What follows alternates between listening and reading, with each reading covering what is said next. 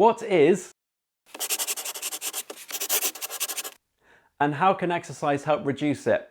Come and take a look.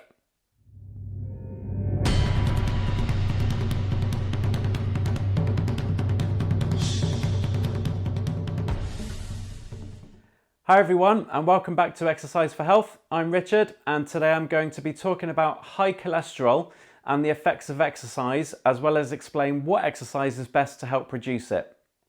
If you're new to this channel, we offer tips, advice and exercises each week to help you manage your health condition with physical activity. So go ahead and tap the subscribe button below and the bell icon if you want to be notified of when we upload a new video. So what does it mean to have high cholesterol? Well, basically, if you have too much of the fatty substances called cholesterol and also triglycerides in your blood from eating foods high in saturated fat, not exercising enough, being overweight, and even from smoking or drinking alcohol, your cholesterol levels following a simple blood test may be high. This would be a total cholesterol reading of above 5. Now, more comprehensive blood tests can determine the different composition of cholesterol in the blood, such as the levels of what is known as low density lipoproteins or LDLs and high density lipoproteins or HDLs. I'm going to put up on screen a list of healthy levels for each of these components because having a higher ratio of HDLs compared to LDLs is actually beneficial for your health. So let's look at why. Excuse me, who are you?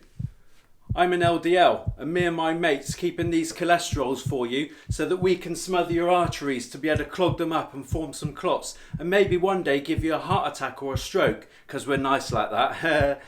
Hey, you couldn't help me get some more mates, could you, by eating some fatty foods and staying sat down a little bit more, could you? No. Okay, whatever. Excuse me, who are you? Oh, hi, I'm an HDL, and me and my friends are taking these cholesterols to the liver so you can get rid of them, if you know what I mean. And this keeps your arteries really clean and clear. Don't do what LDL said because he's bad. But you can help me get more of my friends because we're good. And you can do this by eating less of the fatty foods and exercise more. Yeah! Okay, that sounds good. Yeah, cool, let's go! So exercise has been proven to actually increase the HDL count in the body, therefore reducing the ratio of LDLs and reducing your risk to coronary heart disease. Obviously, your diet plays an important role too, ensuring that you reduce the amount of foods that are high in saturated fats, like cakes, meat pies and hard cheeses, while ensuring you get more foods with unsaturated fats, like oily fish, nuts and seeds. Drinking alcohol should also be kept to a minimum, as well as quitting smoking if that's relevant to you. So what exercise is actually best?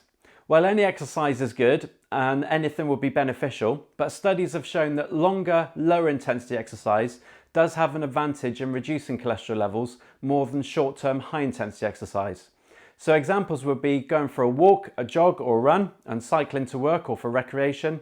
Swimming has also been found to be highly beneficial by reducing the risk of mortality. So if this is something you enjoy, it's highly recommended. Fortunately, there's no limitations to exercise even if you've been diagnosed with high cholesterol, and even if you're medicated for it, such as taking statins. Obviously, as with all conditions, it will be dependent on whether you have additional health conditions alongside the high cholesterol. But having high cholesterol level by itself doesn't restrict what you can do, like having high blood pressure does. If you do suffer with high blood pressure, then take a look at my video on exercising with that condition by clicking the pop-up banner above my head, as there are more considerations to exercise. So, your aim should be to exercise 3 to 5 times a week, totaling 150 minutes or 2.5 hours.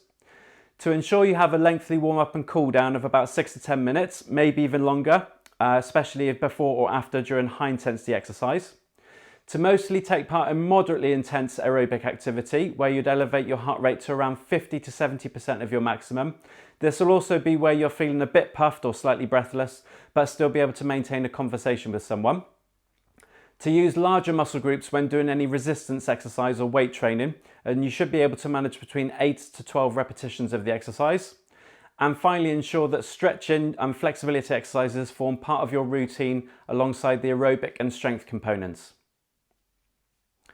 So I hope you can take something away from this video today. If so, please give it a like by clicking the thumbs up button below to help this channel grow so more people can benefit from watching these videos. And remember to stay active, keep moving, and I'll see you next week. Thank you for watching. If you enjoyed this video today, please give it a thumbs up. You can also click here to subscribe to this channel or click here to watch a recent video. See you soon.